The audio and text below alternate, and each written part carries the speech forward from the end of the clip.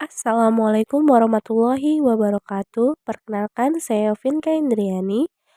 Di sini saya akan menjelaskan tentang bimbingan konseling anak usia dini dengan dosen pengampu, Ibu Riana Anjarsari, MPD. Langsung saja kita bahas. Yang pertama, pengertian bimbingan itu adalah sebuah proses pemberian bantuan secara psikologis dari konselor ke konseli, baik itu secara langsung ataupun tidak langsung, baik secara individu maupun kelompok, untuk membantu mengoptimalkan perkembangan individu. Sedangkan untuk pengertian konseling sendiri itu adalah sebuah proses pemberian bantuan dari konselor kepada konseli secara langsung untuk membantu mengoptimalkan perkembangan individu. Selanjutnya, materi tentang tujuan bimbingan konseling anak usia dini itu ada 5. Yang pertama, mengembangkan diri secara optimal sesuai perkembangan anak. Yang kedua, menjadi insan yang berguna dalam kehidupan di masa depannya. Yang ketiga, memiliki interpretasi-interpretasi. Yang keempat, memiliki berbagai wawasan dan pengetahuan. Dan yang terakhir itu memiliki pilihan, penyesuaian, dan keterampilan. Fungsi dari bimbingan konseling anak usia dini itu ada 5. Yang pertama, sebagai pemahaman, pengentasan, pencegahan, pemeliharaan, dan pengembangan. Landasan bimbingan konseling anak usia dini memiliki 7 landasan. Yang pertama, landasan nilai luhur atau filsafat. Yang kedua, histori atau sejarah. Yang ketiga, religius.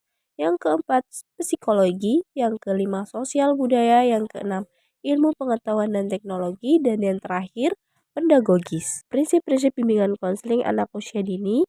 Yang pertama, proses kegiatan bimbingan menyatu dengan kegiatan pendidikan. Yang kedua, berpusat pada anak. Yang ketiga, bimbingan konseling mencakup 6 aspek perkembangan anak.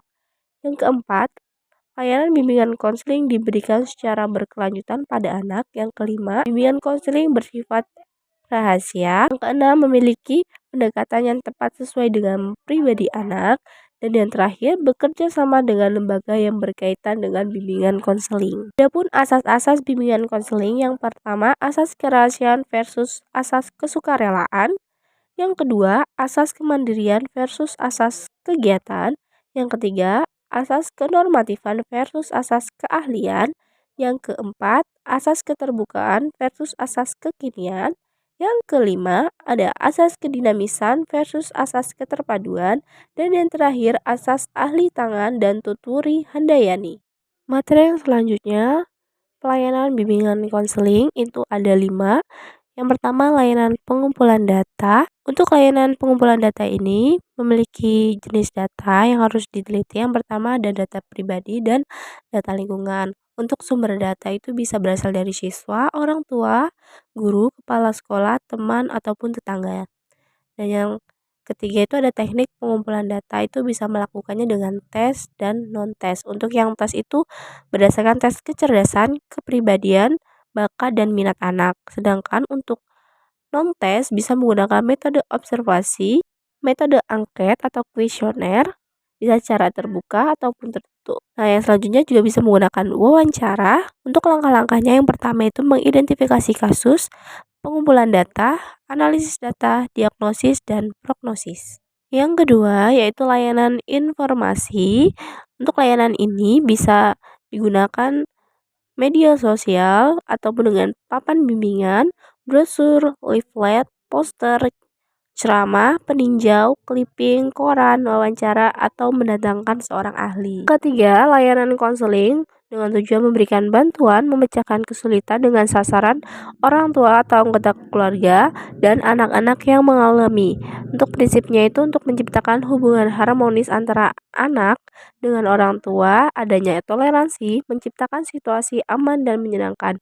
Langkah-langkahnya, yang pertama, identifikasi kasus, pengumpulan data, analisis data, diagnosis, prognosis, terapi, evaluasi, dan yang terakhir dilakukannya tindak lanjut. Yang keempat, layanan penempatan dengan tujuan menempatkan anak didik dalam kelompok ataupun keluarga sesuai dengan bakat dan minatnya melalui saran-saran kepada orang tua. Yang terakhir, layanan tindak lanjut itu sasarannya mereka yang telah mendapatkan layanan bimbingan konseling dengan menggunakan metode. Jika sudah berhasil itu ditingkatkan lagi.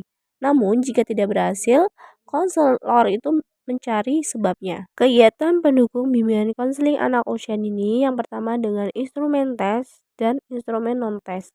Bisa menggunakan dengan himpunan data ataupun kegiatan khusus. Selanjutnya, tentang miskonsepsi itu adalah sebuah konsep ketidaksesuaian tentang pengertian ilmiah ataupun pengertian dari pakar bidang tertentu karena terjadi kesalahpahaman dalam penyampaian atau penerimaan suatu konsep.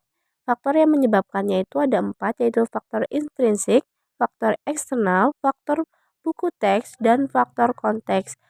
Contoh kesalahpahaman yang sering terjadi itu, yang pertama, konselor di sekolah dianggap sebagai polisi sekolah, dan yang kedua, bimbingan dan konseling dibatasi hanya untuk siswa tertentu saja.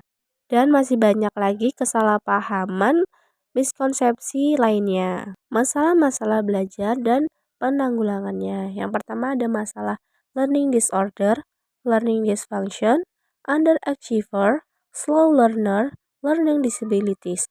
Faktor yang mempengaruhi masalah-masalah belajar ini itu ada faktor internal dan faktor eksternal. Solusi dalam pemecahan masalah yang itu pertama, perhatikan mood anak, siapkan ruang belajar yang nyaman, komunikasi yang baik, melokalisasikan, memperkirakan alternatif pertolongan yang tepat. Masalah-masalah umum dan penanggulangannya yang pertama ada masalah pembelajaran, masalah pekerjaan, masalah sosial, dan masalah pribadi.